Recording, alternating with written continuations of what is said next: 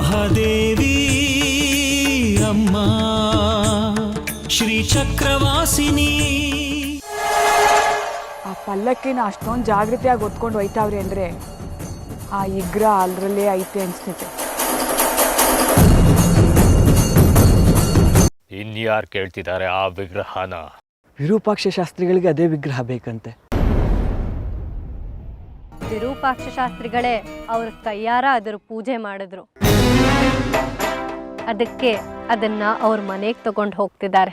ನನ್ನ ಕೆಲಸ ಆಗಲ್ಲ, ನಿನ್ನ ಆಮೇಲೆ ವಿಚಾರಿಸ್ಕೊಳ್ತೀನಿ.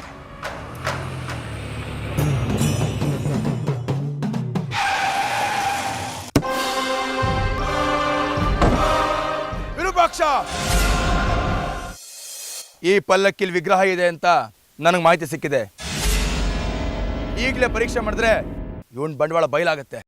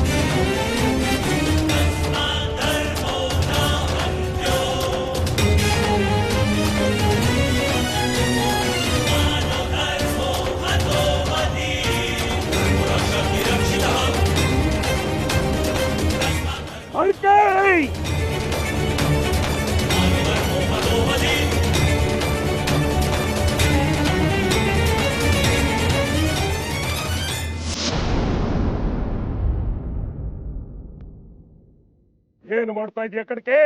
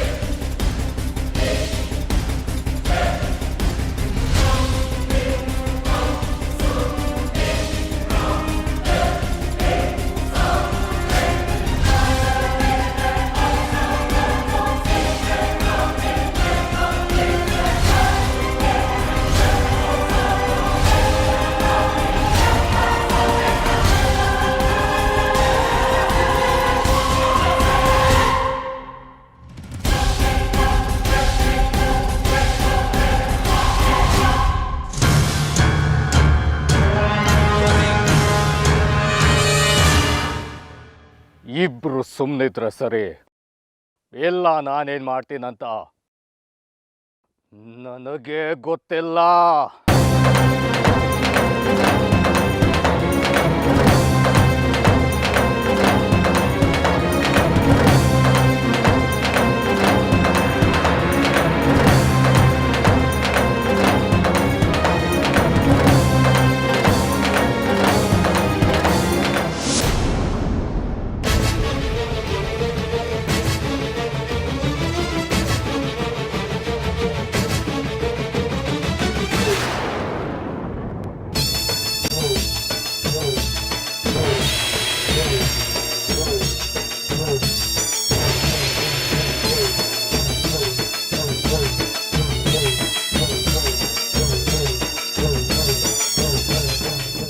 ನಾವು ಹುಡುಕ್ತಿರೋ ವಿಗ್ರಹ ಇದೇನೆ.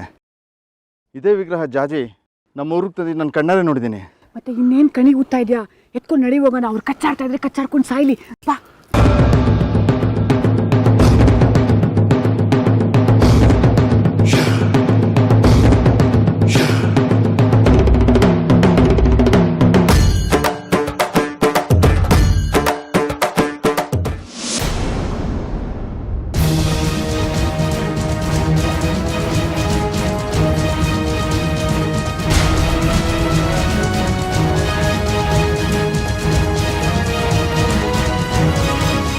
ಅಲ್ಲೋಡಿ,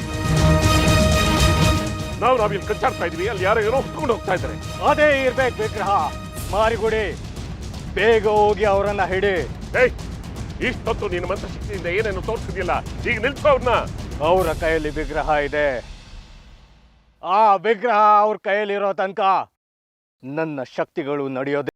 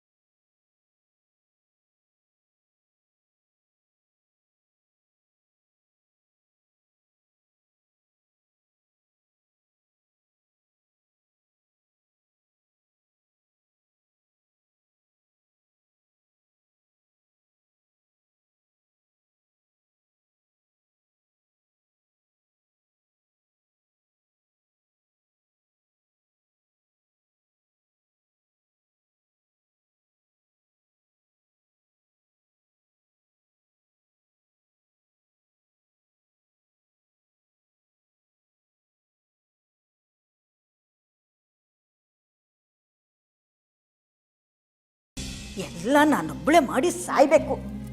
ಇಷ್ಟು ವಯಸ್ಸಾದ್ರೂ ಕೆಲಸ ಮಾಡೋದು ತಪ್ಪಲಿಲ್ಲ. ಅಜ್ಜಿ, ಮತ್ತೆ ಶುರು ಮಾಡ್ತೀನಿ ನಿನ್ ವರಾತನ. ಹೌದು ಕಣೋ, ನಾನು ಏನೇ ಮಾಡಿದ್ರು ಏನೇ ಹೇಳಿದ್ರು ವರದ್ದ ಅಂತ ಅನ್ಸ್ಬಿಡುತ್ತೆ ನಮ್ಗೆ. ಹರ ಅಂತ ಇಟ್ಬಿಡೋ ವಯಸ್ಸಿನಲ್ಲಿ ನನ್ಗೇನೋ ಕರ್ಮ. ಎಲ್ಲ ಗುಡ್ಸೋದು ಸಾರ್ಸೋದು ಒಬ್ಳೆ ಮಾಡ್ಬೇಕೇನೋ. ಬಂದಿದ್ದಾಳಲ್ಲ ಜಾಜಿ, ಸಣ್ಣ ಹುಡುಗಿ ತರ ಅಲ್ಲಿ ಇಲ್ಲಿ ತಿರ್ಗಾಡ್ಕೊಂಡಿರ್ತಾಳೆ. ಅದರಲ್ಲೂ ಚಪ್ಲಿ ಕಾಯೋ ಆ ಬಂಗಾರಿಯನ್ನು ಕಟ್ಕೊಂಡು ಊರೂರೆಲ್ಲ ಸುತ್ತಿರ್ತಾಳೆ. ಅವಳಿಗೇನೋ ಇದನ್ನೆಲ್ಲ ಮಾಡೋದಕ್ಕೆ ರೋಗ. ಕೂತ್ರೆ ಎದ್ದೇಳಕ್ಕಾಗಲ್ಲ, ಎದ್ರೆ ಕೂತ್ಕೊಳ್ಳಕ್ಕಾಗಲ್ಲ ಅಂತ ಪರಿಸ್ಥಿತಿಯಲ್ಲಿ ಇದ್ದೀನಿ. ನಿಮಗೆ ಈ ಅಜ್ಜಿಗಿಂತ ನಿಮ್ಗೊಳದೇ ಹೆಚ್ಚಾಯ್ತು. ನಿನಗೇನು ಹುಚ್ಚ ಅಜ್ಜಿ? ಒಂದು ಗಳಿಗೆಲ್ಲಿ ನೋಡಿದ್ರೆ ಜಾಜಿ ಒಳ್ಳೆ ಹುಡುಗನ ಹುಡುಕಿ ಮದುವೆ ಮಾಡಬೇಕು ಅಂತೀಯ, ಇನ್ನೊಂದು ಗಳಿಗೆಲ್ಲಿ ಅವಳನ್ನೇ ಅಂತೀಯ.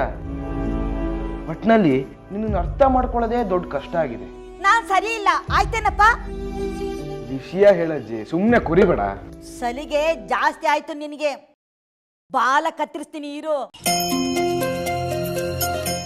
ಈಗೇನಜ್ಜಿ, ಇದನ್ನೆಲ್ಲ ಆಚೆ ಎಸೆದು ಬರಬೇಕು ಅಷ್ಟೇ ತಾನೇ? ಇವು ಪೂಜೆ ಮಾಡಿರೋ ಹೂಗಳು ಕಣೋ, ಅಲ್ಲಿ ಇಲ್ಲಿ ಎಸಿಬಾರ್ದು. ಸರಿ ಅಜ್ಜಿ, ಅಲ್ಲಿ ಇಲ್ಲಿ ಎಸೆಯಲ್ಲ ಕೊಡಿ. ನೋಡು ಹುಷಾರು, ಹರಿಯೋ ನದಿ ಕಂಡ್ರೆ ಅಲ್ಲಿ ಹಾಕ್ಬಿಟ್ಪ. ಸರಿ ಅಜ್ಜಿ, ನದಿಗೆ ಬಿಡ್ತೀನಿ.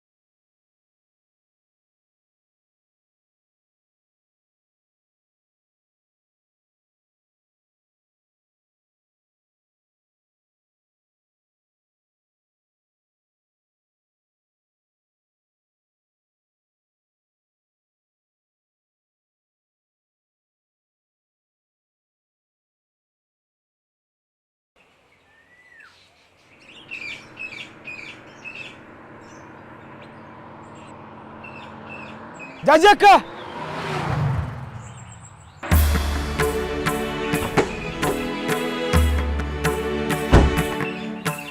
ಏ ಅಕ್ಕ, ಇಲ್ಲೇನೆ ಮಾಡ್ತಾ ಇದ್ಯಾ? ಕಾಡಲ್ಲಿ ಯಾಕೆ ಕಲಿತಾ ಇದ್ಯಾ? ಮಾಡಕ್ ಬೇರೆ ಕೆಲಸ ಇರ್ಲಿಲ್ವಾ? ಅಲಿತಿಲ್ಲ ಕಣೋ, ದೇವಸ್ಥಾನಕ್ಕೆ ಹೋಗಿದ್ದೆ. ದೇವಸ್ಥಾನಕ್ಕೆ ಹೋಗಿದ್ಯಾ? ಸರಿ ಸರಿ, ಮನೆಗೆ ಹೋಗು, ಮಹಾಮಂಗಳಾರತಿ ಕಾದಿದೆ. ಯಾಕೋ, ಏನಾಯ್ತು? ಅಲ್ವೇ, ಇಲ್ಲಿಗೆ ಬರೋಕ್ಕೂ ಮುಂಚೆ ನವರಾತ್ರಿ ಪೂಜೆ ಹೂಗಳನ್ನ ಎತ್ತಿಟ್ಬಿಟ್ಟು ಬರುತ್ತಾನೆ. ಅಜ್ಜಿ ಒಟ್ಬಟ ಅಂತಿದ್ದಾರೆ, ಸುಮ್ಮನೆ ಬಯಸ್ಕೋತಿಯಲ್ಲೇ. ಅದ್ಬಿಡು, ಈ ಕಡೆ ಎಲ್ಲಿಗೆ ಹೋಗ್ತಾ ಇದೆಯಾ? ಇದು ದೇವಸ್ಥಾನದಿಂದ ಮನೆಗೆ ಹೋಗೋ ದಾರಿ ಅಲ್ವಲ್ಲ? ದೇವಸ್ಥಾನದಲ್ಲಿ ಹೋಮಕ್ಕೆ ಸಮಿತ್ ಬೇಕಿತ್ತಂತೆ, ಅದಕ್ಕೆ ತರೋಣ ಅಂತ ಬಂದೆ. 1 ಬುಟ್ಟಿ ಸಮಿತಿಗೆ 20 ರೂಪಾಯಿ ಕೊಡ್ತಾರಂತೆ, ಅಂದ್ರೆ 4 ಬುಟ್ಟಿಗೆ 80 ರೂಪಾಯಿ ಆಯ್ತು.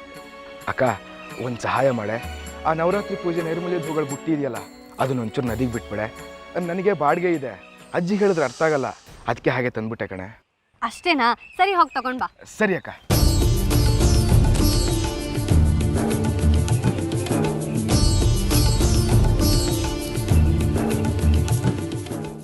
ಅಕ್ಕ, ಇದನ್ನ ಅಲ್ಲಿ ಇಲ್ಲಿ ಎಸಿಬಾರ್ದಂತೆ, ಅಜ್ಜಿ ಹೇಳಿದ್ದಾರೆ, ನದಿಗೆ ಬಿಡ್ಬೇಕಂತೆ. ಹುಷಾರು. ಸರಿ, ನಾನು ನೋಡ್ಕೋತೀನಿ, ನೀನು ಹೋಗು.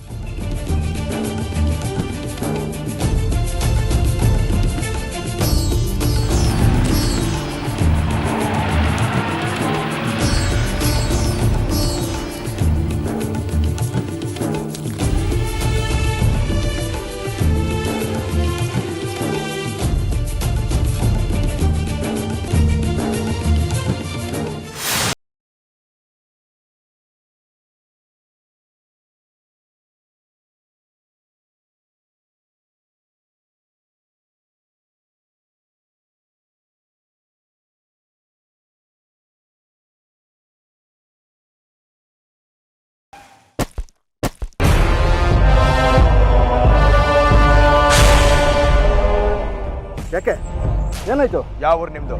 ನಾವೆಲ್ಲ ಮಾತಾಡ್ತಾ ಇದ್ರೆ ವಿಗ್ರಹ ಎತ್ಕೊಂಡ್ಬಂದ್ರಲ್ಲ, ಎಲ್ಲಿಯ ವಿಗ್ರಹ? ನೀವು ತಪ್ಪು ತಿಳ್ಕೊಂಡಿದ್ದೀರಾ. ನಾವು ಯಾವ ವಿಗ್ರಹನೂ ಎತ್ಕೊಂಡಿಲ್ಲ. ಅಲ್ಲೇನೋ ಜಗಳ ನಡೀತಿತ್ತು ಅಂತ ನೋಡ್ತಿದ್ವಿ ಅಷ್ಟೇ. ನಮ್ಮ ಪಾಡಿಗೆ ನಮ್ಮ ಊರಿಗೆ ಹೋಗ್ತಿದ್ವಿ. ಅರಿಯಂತಪುರದವ್ರು ನಾವು. ನೀವು ವಿಗ್ರಹ ಎತ್ಕೊಂಬಂದಿದ್ದನ್ನ ನನ್ನ ಕಣ್ಣಾರೆ ನಾನು ನೋಡಿದ್ದೀನಿ. ನಿಮ್ಗೆ ಯಾಕೆ ಬೇಕಾ ವಿಗ್ರಹ? ಅದು ನಮ್ಗೆ ಸೇರ್ಬೇಕಾದದು. ಒಪ್ಸಿ ನಮ್ಗೆ ಅದನ್ನ. ನಾವ್ ಯಾವ ವಿಗ್ರಹನೂ ನೋಡಿಲ್ಲ. ನಮ್ಗೆ ಯಾಕೆ ಬೇಕಾ ವಿಗ್ರಹ? ಬೇಕಾದ್ರೆ ನಮ್ಮ ಕಾರು ಪರೀಕ್ಷೆ ಮಾಡ್ಕೊಳ್ಳಿ.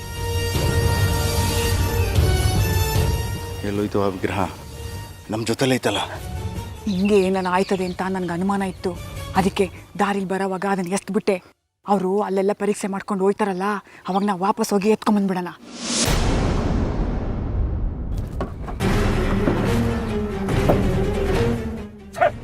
ಇಲ್ಲ ಇಲ್ಲ, ವಿಗ್ರಹ ಕಾಣಿಸ್ತಾ ಇಲ್ಲ. ಎಲ್ಲಿ ವಿಗ್ರಹ? ನಮ್ಮ ಜೊತೆ ಆಟ ಆಡಬೇಡಿ, ನಮ್ಮ ವಿಷಯ ನಿಮಗೆ ಗೊತ್ತಿಲ್ಲ. ದಿಟ್ಟವಾಗೂ ನಮ್ಗೇನು ಗೊತ್ತಿಲ್ಲ. ಬಾಯಿ ಬಿಡ್ತೀಯೋ ಇಲ್ಲ ಸುಟ್ಟು ಭಸ್ಮ ಮಾಡ್ಲೋ? ಬೇಡ, ನಂಗೇನು ಮಾಡಬೇಡ, ಹೇಳ್ಬಿಡ್ತೀನಿ. ದಾರಿಲಿ ಬರ್ತಾ ಈಚೆ ಬಿಸಾಕ್ಬಿಟ್ವಿ.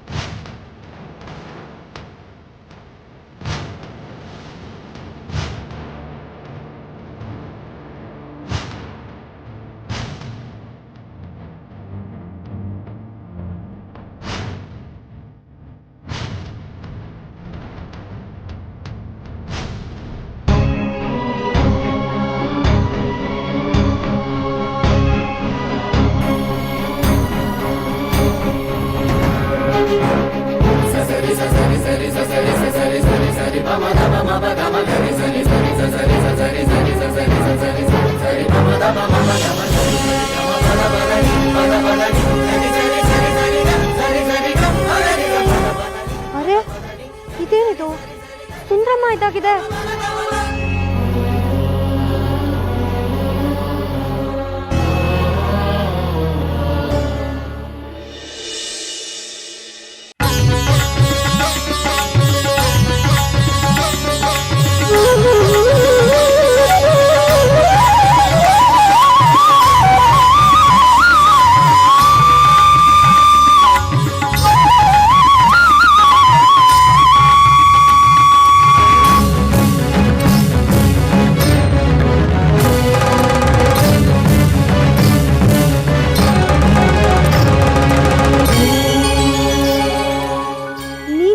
ಬಂದೆ ಸುಂದ್ರಮ್ಮ? ನಾನು ನಿನ್ನ ನಮ್ಮನೆ ದೇವ್ರ ಮಂಟಪದ ಕೆಳಗೆ ಇಟ್ಟಿದ್ದೆ ಅಲ್ವಾ? ನಾನು ಎಲ್ಲಿಗೆ ಹೋಗ್ತೀನೋ ಅಲ್ಲಿಗೆಲ್ಲ ಬರ್ತೀಯ ಅಲ್ವಾ ನೀನು? ನನಗೆ ನಿನ್ನನ್ನು ಬಿಟ್ಟಿರಕ್ಕಾಗಲ್ಲ, ನಿನಗೆ ನನ್ನನ್ನು ಬಿಟ್ಟಿರಕ್ಕಾಗಲ್ಲ. ನೋಡು ಹೇಗಿದೆ ನಮ್ಮಿಬ್ರು ಬಂದ.